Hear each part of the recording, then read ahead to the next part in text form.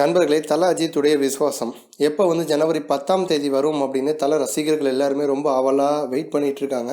இப்போ விஸ்வாசம் படத்தை பற்றி ஒரு சில விஷயங்கள், ஒரு சில ரகசியங்கள் உள்ள எப்படி காட்சிகள் வரும் அப்படிங்கிறத ரூபன் மற்றும் கலை இயக்குனர் மிலன் இவங்க 2 பேரும் தெரிவிச்சிருக்காங்க. மிலன் முதலாவதாக என்ன சொல்லியிருக்காரு அப்படின்னா, குடும்பமாக தேட்டருக்கு தல அஜித்தை கொண்டாடுவாங்க. ஸோ ஒரு குடும்ப பாங்கான அதிரடியான ஒரு திரைப்படம்.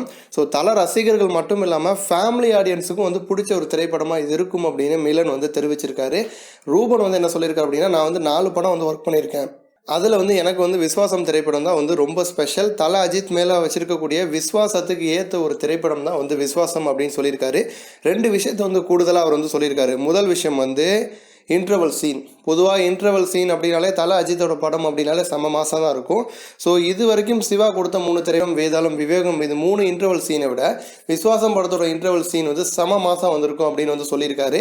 அடுத்த விஷயம் பார்த்தீங்க அப்படின்னா கிளைமேக்ஸை பார்த்துட்டு நான் உட்பட என் கூட இருக்க ஒர்க் பண்ண எல்லாருமே ரொம்பவே வருத்தப்பட்டு கண் கலங்க வச்ச ஒரு தருணம் இது அப்படின்னு ரூபன் தெரிவிச்சிருக்காரு.